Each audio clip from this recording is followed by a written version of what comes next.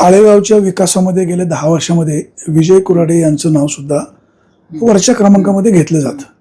आता आळेगावच्या दूध संस्थेची निवडणूक लागलेली आहे. 2 पॅनल आहेत. निवडणूक ऐन भरामध्ये आलेले. 16 तारखेला मतदान आहे. या निवडणुकीमध्ये विजय कुऱ्हाडे कुठं दिसत नाही. एक राजकीय समीक्षक म्हणून किंवा ह्या निवडणुकीकडे कसं पाहतायत? 2 पॅनल आहेत. कोणाची सरशी होईल? मतदारांचा कल काय असू शकतो? मतदारांनी काय करायला हवं? दूध डेअरीचा कारभार नेमका कसा आहे? 1976ला स्थापन झालेली ही संस्था आज नेमकी कुठल्या स्टेजवर आहे? आपण जरा जाणून घेऊया. सर, काय सांगाल तुम्ही? तुमच्या दूध संस्थेची आता निवडणूक लागलेली आहे, तुम्ही कुठे दिसत पण नाही.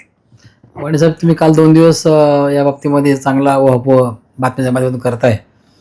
खरं आमच्या गावची एक अस्मिता म्हणजे त्या एक डेअरी म्हणजे आमचं एक वैभव आहे गावचं. आणि कैलासवासी आबा बाळा कुऱ्हाडे, सुरेश डोके असतील, महेंद्र शहा असतील किंवा त्या गावातली त्या काळातले गावातले सगळे जुने जाणते मंडळींना ही संस्था उभी केली. आणि उभी संस्था करत असताना गावामध्ये अर्थकारण त्या निमित्तानं करत राहिलं. आणि एक चांगली संस्था म्हणून आरोपाला येण्याच्या निमित्तानं अनेकांनी त्या ठिकाणी योगदान मागच्या काळामध्ये दिलेलं आहे.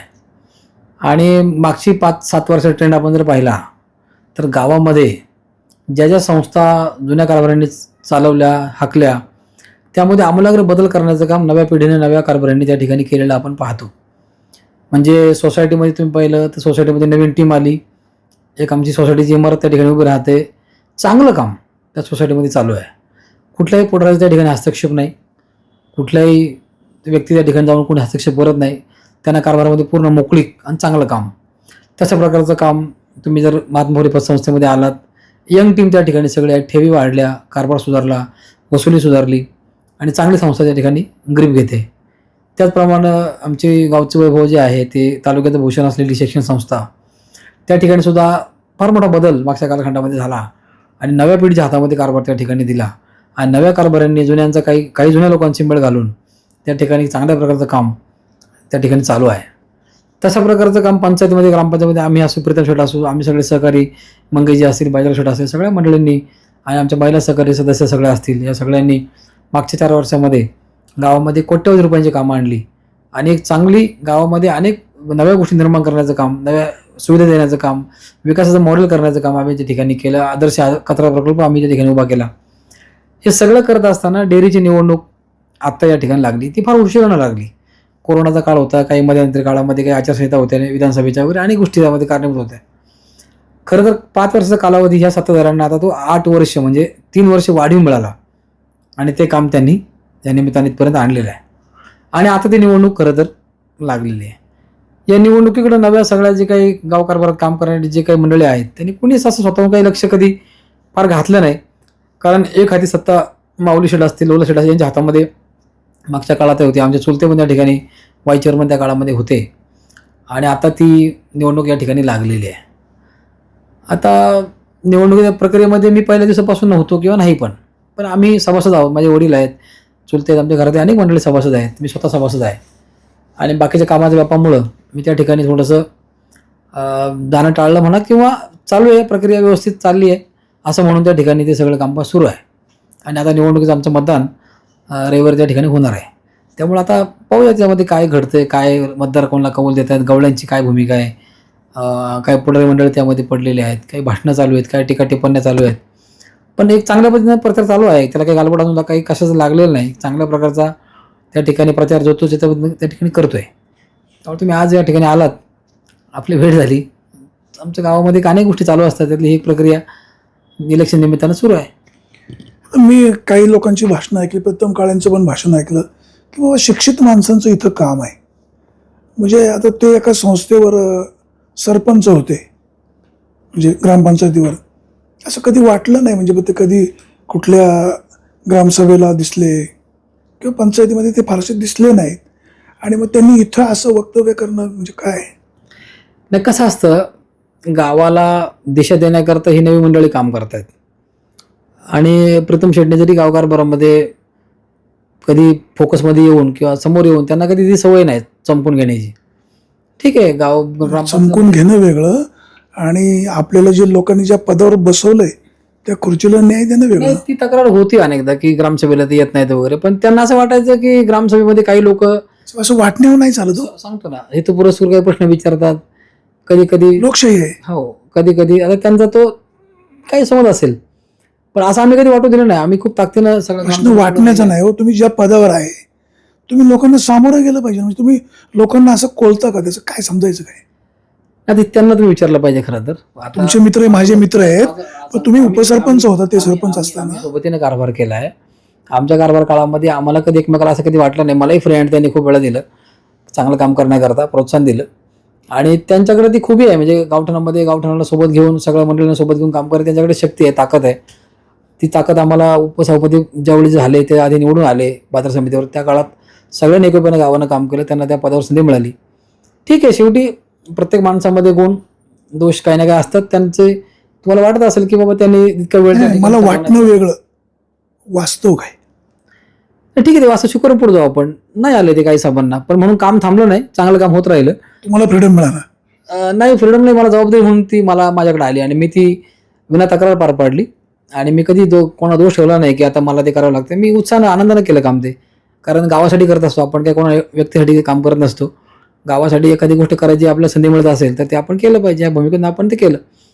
पण आत्ताची परिस्थिती अशी आहे का डेअरीच्या इलेक्शनमध्ये प्रीतम शेट्टीची भूमिका पहिल्यापासूनच अशी होती की सक्षम माणसाच्या हातामध्ये कारभार तुम्ही त्या ठिकाणी द्या. कोण सक्षम कोण अकार्यक्षम, हा त्यांना असं वाटत होतं. पण प्रत्यक्षरित्या ते सभासद त्या संस्थेचे नाहीत किंवा ते त्या सभांना कधी वार्षिक सभांना हजर नव्हते. आता मला टीका नाही म्हणजे करायची, प्रीतम काळे दूध डेअरीचे सभासदच नाही? नसतील बहुधा सभासद, कारण नाही सभासद ते, मला असं माझ्या माहितीप्रमाणे. पण ठीक आहे, गाव कारभारी म्हणून ते त्यात सहभाग घेऊ शकतात, असं काही नाही की सभासद असलं पाहिजे. शेवटी गावाला नाही, एक लक्षात घ्या, ज्या संस्थेची निवडणूक लागली कोणी सहभाग घेणं वेगळं, पण जी व्यक्ती त्या संस्थेची सभासदच नाही आणि त्यांनी इतरांना बाकी धडे द्यायचे. नाही, पण गावाच्या अनेक संस्थांमध्ये ज्यावेळी संस्थेमध्ये आपल्याला काही बदल घडवायचे किंवा काही नवीन पॅनल निवडणार, तर समर्थक म्हणून गावपुढारी म्हणून त्यांचं स्थान आहे ना. सर, तुम्ही कायद्याचे अभ्यासक आहात, माझ्यापेक्षा तुम्हाला कायद्याचं नॉलेज जास्त आहे. ज्या संस्थेची निवडणूक लागली त्या संस्थेवर जास्त बोलण्याचा अधिकार सभासदांना का बिगर सभासदांना? सभासदांना बोलण्याचा अधिकार आहे, पण बिगर सभासद म्हणून ते कुठं मतदान करणार आहेत? त्यांचं मत कुठं त्या मासिक सभेमध्ये किंवा मांडायला आले? तो विषय नाही. आपण त्यांना वाईट समजत नाही. प्रश्न असा आहे, प्रश्न असा आहे, त्यांना प्रचार, त्यांनी त्यांचं पॅनल प्रमुख व्हावं, तो भाग वेगळा. पण आपण ज्या संस्थेचे सभासदच नाही त्याच्याबद्दल बोलणं थोडंसं अतिशयोक्ती होती असं वाटत नाही? ठीक आहे, त्यांनी बोललं, आमच्या गावाला काही गैर नाही वाटलं की बोललं, तर आम्ही ते सगळं स्वीकारू. कारण त्यांच्याकडे पण एक त्यांचा मानणारा गावठाणामध्ये सभासदांचा मोठा वर्ग आहे, त्यांचं ते प्रतिनिधित्व करतात. त्यांना सभासद का केलं नाही?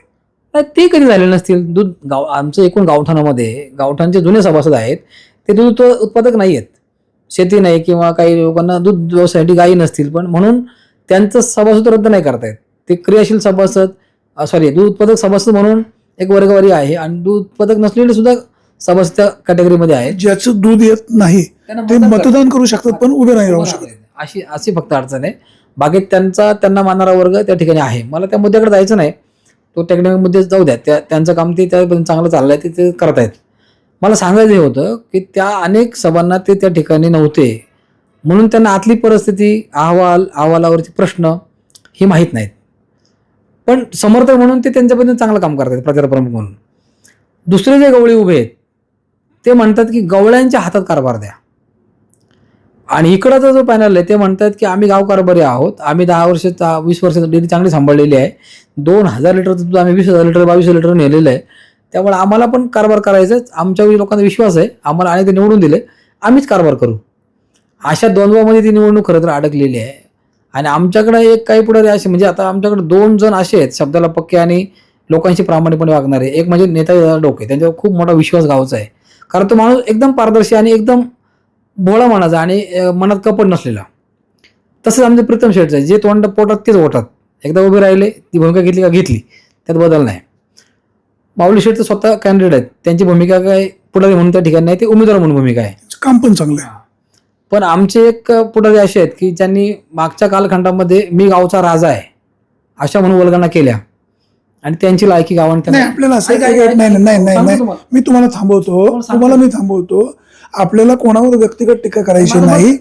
माझं मत ऐका ना तुम्ही. मला काय आमचे गाव कसे नाही, पण सांगायचे? तुम्ही असं कुठल्या तरी अँगलवर नका नेऊ नाही चर्चा. जात, नाही जात, नाही जात. तुम्ही तसं समजू नका. माझं मन ऐका फक्त. म्हणजे मला काय म्हणायचं ते, आमचं गाव कसं आहे, एखादा माणूस त्यांचं पण तुम्ही ऐकलं असेल बोलताना त्या पर्टिक्युलर पर्सनचं सुद्धा, की एखादा हवेत गेला तर त्याला जमीन आणायची पण ताकद लोकांमध्ये सभासदांमध्ये असते.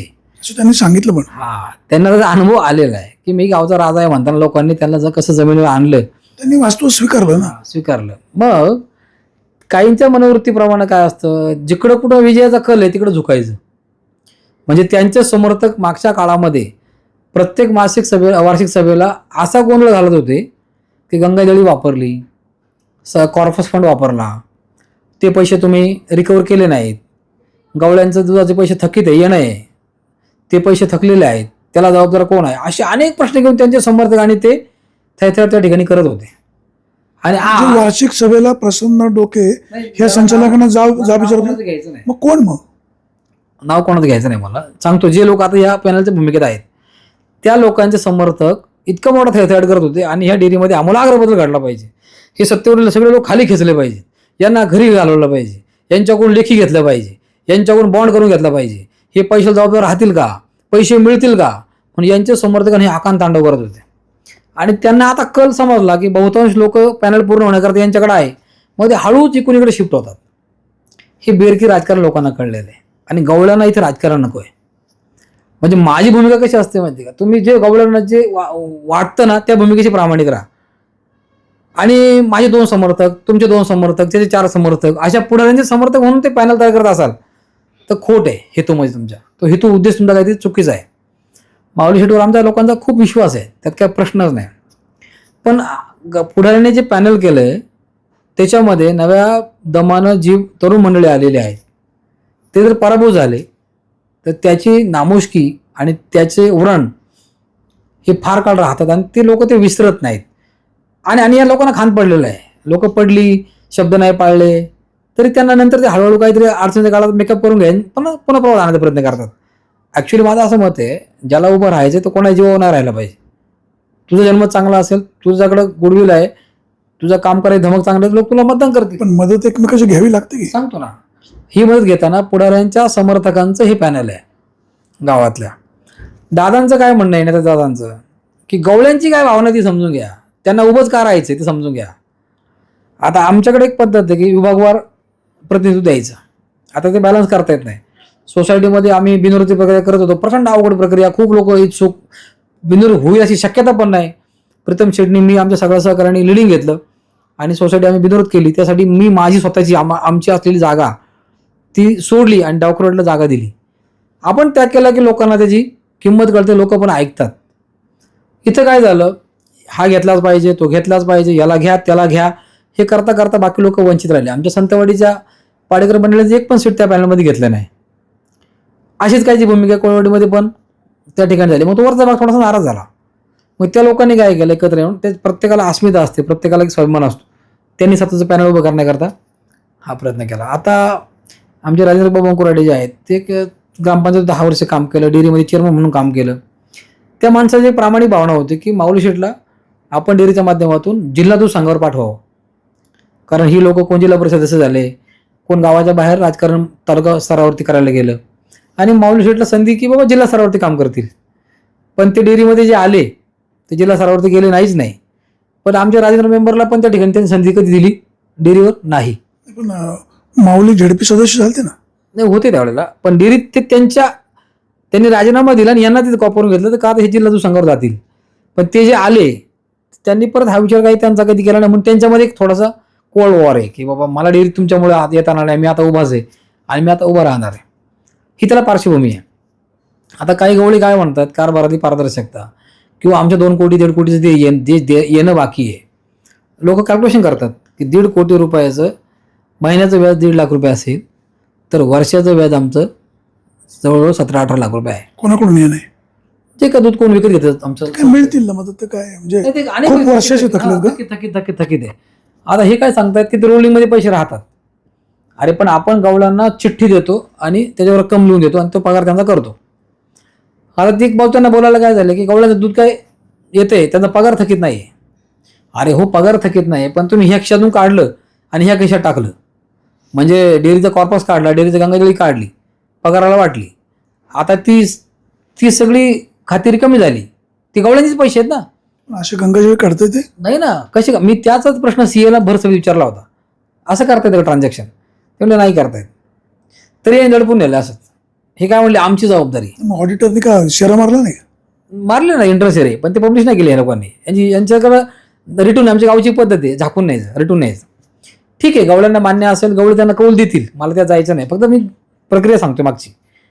त्या प्रक्रियेमध्ये एकूण जी रक्कम जी 1.5-2 कोटीची त्या याच्या अडकलेली आहे, ह्या लोकांनी निवडणुकीला सामोरं जाण्यापूर्वी ती वसूल करून द्यायला पाहिजे होती.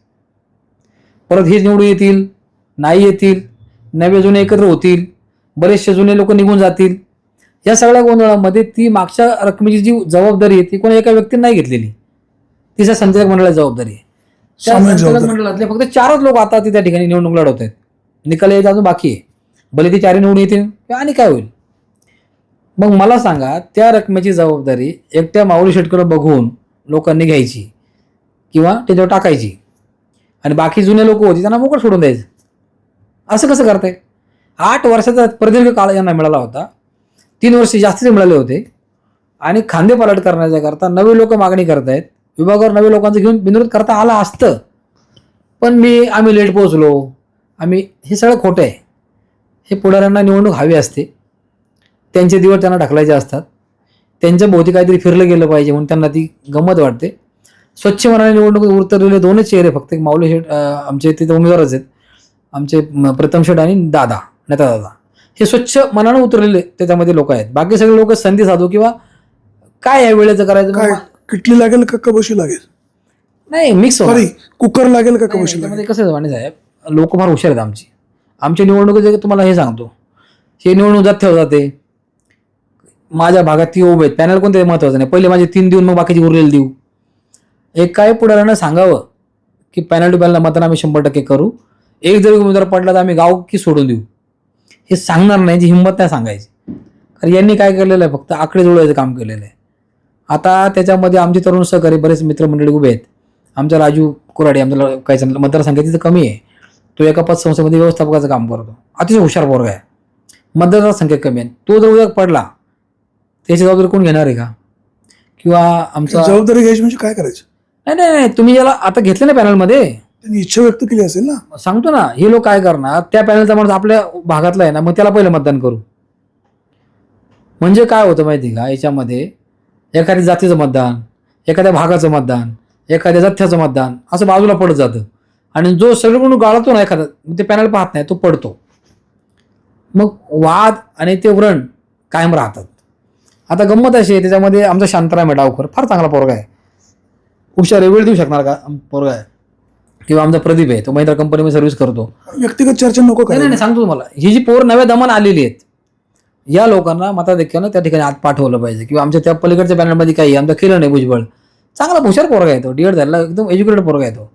किंवा आमच्या मी म्हणजे आता ते नाव तोंडा समोर येतात, मी कोणाचं समर्थन नाही करत या ठिकाणी. आपल्याला कोणाला पाडान विजय करायची चर्चा नाहीच आहे. मला म्हणायचंय काय, अशी पोरं जर पडली निवडणुकीत, लोकशाही आहे. नाही तसं नाहीये. पुढाऱ्यांच्या नियोजनाच्या गलथान कारभारामुळं या पोरांना त्याचं भोगावं लागणार आहे. तर त्याचा परिणाम पुढच्या सगळ्या निवडणुकीवर आणि गावच्या एकोप्यावर होतो, हे मला सांगायचं. तुम्ही त्यांना कमिटमेंट दिल्या असत्या, काही शब्द दिले असते, आपण सगळे एकत्र बसून झालं असतं तर झालं असतं. यांनी कोणाला बोलवायचंच नाही, नेतादाला बोलवलं नाही किंवा आणखी 4 लोकांना त्यांनी विश्वास कोणाला घेऊन काही कारभार करायचं नाही. आणि मग ते आम्ही लेट पोहोचलो, करू शकलो नाही. एक जण म्हणणार मुंबईवर मला येता आलं नाही, एक म्हणणार आम्ही 1:30 वाजता जरा ट्रॅफिक अडकलो. हे सगळी बनवेगिरी आहे. माझी माणसं घुसली पॅनलमध्ये, संपला विषय. पण गवळी जो दूध उत्पादक आहे, ज्याला तिथला कारभार कळतो, तिथं काय चाललंय ते माहीत आहे, कसे आरोप हे लोकांना होत आहेत ते त्यांना माहीत आहेत, त्या ठिकाणी गवळी मतदान करताना अत्यंत चालाखीनं मतदान करणार. हे पॅनल मिक्स होऊन विजयी होणार. आता तिकडे थोडी पॅनलची संख्या, उमेदवारांची संख्या कमी. हां, पण म्हणून ते लायकीचे नाहीत किंवा त्यांच्याकडे काही येऊ शकत नाही असं काही नाहीये. ती पण लोक सभागृहात गेली पाहिजे असं लोकांचं मत आहे. कारण त्यांना कारभाराला राखणदार म्हणून, दबाव गट म्हणून त्या ठिकाणी असणं गरजेचं आहे. तर ती संस्था काय करते, चांगलीच चालते असं सामान्य गवळ्याला वाटतं. त्यामुळे मला ह्या प्रक्रियेवर भाष्य करण्या अगोदर एकूण गवळ्याचा दूध धंदा जो आहे, जो धंदा अडचणीतला आहे, दूध हा नासका पदार्थ आहे, तो ठेवता येत नाही, आहे त्या भावात द्यावा लागतो. पण भाववाढ झालेली तातडीने लागू होत नाही. 15 दिवस 1 रुपया गवळ्यांना वाढून दिला जात नाही. 22,000चं कलेक्शन आहे. 22,000 एका दिवशी जर कमी झाले, अशी जर 10 दिवसांची 2.5 लाख रुपये 2.25 लाख रुपये जर गवळ्यांना कमी मिळाले, म्हणजे कोणाला मिळाले पैसे, अशी शंका गवळ्यांच्या मनात येते. मग काही लोकांना मी आतमध्ये असलो तरच मी राखण चांगलं करील, तर मी वसुली करील, आणि मी आत नसलो तर मला काही घेणं देणं नाही. म्हणजे पालकत्व काही घ्यायचं नाही. चला बरोबर तुम्ही कारभार करा, आम्ही आहोत, थकले पैसे तर आम्ही बघतो कसे थकवतो पैसे. तो तुम्हाला वसुली करायला आतच कशाला हवंय, असं काही गवळ्यांचं मत आहे. तुम्ही पालकाच्या भूमिकेत 20 वर्ष काम केलंय, तुम्ही आता आमच्या मागे उभं राहा, आम्हाला संधी द्या काम करायला, आणि मग तुम्ही त्या ठिकाणी जर अडचण आली तर आमच्या मागे उभे राहा, असं गवळ्यांना काही लोकांना वाटतं. तशा भूमिकेत ही लोक नाहीत, म्हणून यांच्यावरची नाराजी. राजकारणामध्ये कोणी कोणाचं कायमचं शत्रू नसतं, मित्र नसतं. मागच्या तुमच्या ज्या काही संस्थांच्या निवडणुका झाल्या त्यावेळेस तुम्ही काहींना पर अगदी त्या संस्थेमधनं बायकॉट करण्याचा प्रयत्न केला. आता ती मंडळी पुन्हा एकत्र दिसतात. हे लोकशाही जिवंत असल्याचं लक्षण काय समजायचं? तुम्हाला मी एक सांगितलं वाणी साहेब, कसं आहे माहिती आहे का, एका विचाराचा गट घेऊन पुढे जाणं वेगळं, आणि मला सत्ता मिळवायला मी कोणाला जवळ करील हा विचार पुढे घेऊन जाणं वेगळं. म्हणजे आपण एका विचारधारेने लढलो, एका नव्या उमेदीने लढलो, आपला नवा ग्रुप घेऊन आपण लढलो असतो तर आपला हा विजय फार सोपा आहे. लोकांना नवी लोक पाहिजेत गवळ्यांना, पण आपण जेवढे जुन्या लोकांना काही त्यांच्या मर्जीप्रमाणे काम करायचा प्रयत्न करतो तेवढे लोक आपल्याकडे संशयानं बघतात. अरे मागच्या वेळी लोक एकमेकाला शिवाय घालत होते, एकमेकाच्या विरोधात लढत होते, आणि बोलायला असते आम्ही सगळे एक होतो. असं होत नाही. मनामध्ये ती आढी, ती मेख राहतेच. खऱ्या अर्थाने मनोमिलन होत नाही. ज्यांच्या विरुद्ध आम्ही लढलो त्यांच्याशी आम्ही आजही वाईट असतो, कारण आम्ही टोकाची भूमिका घेत असतो कधी कधी, कारण ती भल्यासाठी असते संस्थेच्या. आता ह्या भूमिकांमधून जे लोक घेत नाहीत ते जाळे मळत असतात, त्यांचं राजकारण लोक बघत असतात. आणि हे उडवडीचं राजकारण, इकडला बोटा थुका इकडे उडवून सांगायचं आम्ही सगळे एकच आहे, हे सगळं लोकांना कळत असतं. लोक याची उत्तर देत असतात, आणि तुम्ही ज्यावेळी शब्द देऊन ते पाळत नाहीत त्यावेळी लोक त्याचा गांभीर्याने विचार करतात, हे लबाड आणि स्वार्थी पुढारी आहेत. असंच काहीच पॅनल बनवताना लोकांच्या मनात हा संभ्रम निर्माण झालेला आहे. काही भागाला वंचित ठेवायचे, काही भागात 2-2 जागा द्यायच्या, तरी आम्ही आमच्या भागामध्ये एकच जागा दिली. आम्हाला एकच कॅन्डिडेट द्यायचा होता, आम्हाला काही विरोधात कोणी द्यायचा नव्हता, कारण आमचा पोरगा चांगला आहे, कॅन्डिडेट चांगला आहे, कोणी नाकारला असल्याची परिस्थितीच नाही, चांगला माणूस आहे. आता आमच्या भागामध्ये आग्रामध्ये आमचे जे कॅन्डिडेट आहेत, 2 जे काही उमेदवार आहेत तिथं प्रतिस्पर्धी नाही आहेत, पण आमच्या मतदारांना अवलंबून आता कोणाकडं डोळे भरून बघायचं, कोणाला आतमध्ये घ्यायचा. आमचा मतदार जो आहे तो आता जिथं 2-2 उभे आहेत ते पहिले 2 उमेदवारांना मत देणार, आणि मग उरलं ठरणार कोणाला द्यायचं. समजा आमच्या माळी समाजाचं मतदान आहे आणि त्यांना 3 जागा द्यायचं असं गावामध्ये ठरलं होतं, त्याचे 5 उमेदवार उभे आहेत, न जाणं त्यांनी पहिले 5 दिले आणि नंतर पुढे बाकीच्यांना मतदान केलं. किंवा आमचं गावठाण त्या ठिकाणी आहे, ते गावठाण मात्र प्रथम शेट सांगेल तो शब्द अंतिम असतो तिथं, ते म्हणजे ह्यामध्ये ते त्यांना डोळे झाकून मतदान करतात, आणि त्यांचं मतदान त्या पॅनलला फायदे ठरणार आहे असं मलाही वाटतं. पण एकूण जो गवळी दूध उत्पादक आहे तो माणूस मतदान करताना जे मतपत्रिका आम्हाला उघडताना मत मोजताना कळतात काय परिस्थिती. पुढाऱ्यांनी आता किती वेळेला वाढवून सांगितलं की हा पॅनल हा खाला, साप खोटं. पुढाऱ्यांकडे बघून इथं कोणीही मतदान करणार नाही. ही आर्थिक संस्था आहे. पुढारी किती मोठेपणा घ्यायचा प्रयत्न करतील, चमकायचा प्रयत्न करतील, मी केलं म्हणायचा प्रयत्न करतील. गवळी अत्यंत हुशार आहेत, त्यामुळं तुम्हाला निकालाला तुम्ही आवर्जून या, आणि आमची डेअरी जे मतदारांनी केलेलं मतदान त्या ठिकाणी तुम्हाला पाहायला मिळेल. कारण इथं कोणाला पाण्यासाठी कोण उभं नसतं, पण संस्था कोणाला ताब्यात द्यायची, त्याचा राखणदार कोण असेल, व्यवहार शिस्त कोण आणेल, वसुली कोण करून आणेल, आणि वसुली करताना तो माणूस 2-2 कोटी रुपये अंगावर ठेवतो, आणि आमच्या गावल्यांचे ते पैसे आम्हाला मिळत नाहीत. आमची गंगाजळी संपून टाकली. बाकीची विकासात्मक कामं करायला खूप आहे. म्हणजे राजुरी डेअरी तुम्ही जर पाहिली त्यांनी एक छानसं किराणाचं दुकान वगैरे असं लोकांसाठी सुविधा उभी केलेली. लॉसमध्ये गेली नाही, ती लॉसमध्ये म्हणजे असू द्या, मग त्याच्यामध्ये मॅनेजमेंट चांगलं असेल तर आता एकूण त्यांची परिस्थिती मला माहीत नाही. पण आमच्या गवळ्याचं एकूण महिन्याचं आता तशी परिस्थिती नाही. आधीच्या काळामध्ये खूप अडचण असायची की लोकांना किराणा घ्यायला पण अडचणी असायच्या. आता पगारावर लोक अवलंबून 1500ला पगार होतो, 10,000ला पगार होतो, म्हणून त्या जमते सगळं. पण एक सामूहिकरित्या काही प्रकल्प पुढे गाळे बांधले, भाड्याने दिले. त्या संस्था उत्पन्न वाढवण्याचा करता जे करतात ते तातडीने करण्याची गरज आहे. मागचा बॅकलॉग सुद्धा भरून काढायची गरज आहे. आणि तरुण तडफेनं काम करणारी माणसं त्या ठिकाणी दिली तर निश्चित प्रकारे ते करतील. पण म्हणून त्यांच्या सोडीला जुनी नवी असा मेळ घालून लोक बरोबर मतदान करतील, आणि हे डेअरीमध्ये काही इकडचे काही तिकडचे कोण असे तुम्हाला विजय झाले पाहायला मिळतील असं मला वाटतं. आपल्यासोबत होते विजयराव कुऱ्हाडे. सभासद या संस्थेचा मालक असतो. सभासद चाणाक्षपणे पाहत असतो कोण कामाचा, कोण बिनकामाचा, संस्था कोण पुढे नेईल, सभासदांची प्रगती कोण करेल, असं सभासद पास असतो.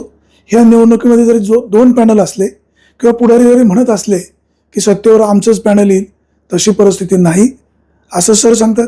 आता बघूया, घोडं मैदान पुढ्यात आहे. 16 तारखेला मतदान आहे. मतदार कोणाला स्वीकारतात आणि कोणाला नाकारतात. मतदारांना एक विनंती आहे, संस्था अतिशय चांगली आहे, संस्थेचा कारभार देखील चांगला आहे. दूध गवळ्यांच्या शेवटी एक अर्थकारण त्या ठिकाणी होते. पोटपाण्याचा प्रश्न आहे. कोणालाही निवडून देताना कोण कामाचा याचा विचार करा. संस्था कोण पुढे नेईल हाही विचार करा. कोणाच्याही भूलथापांना बळी पडू नका. आर्थिक प्रलोभनाला साथ देऊ नका. जो योग्य माणूस आहे, जो संस्था पुढे नेईल, अशाच व्यक्तीला निवडून द्या. सुरेश वाणी, विंगर टाइम्स, आळेपाटा.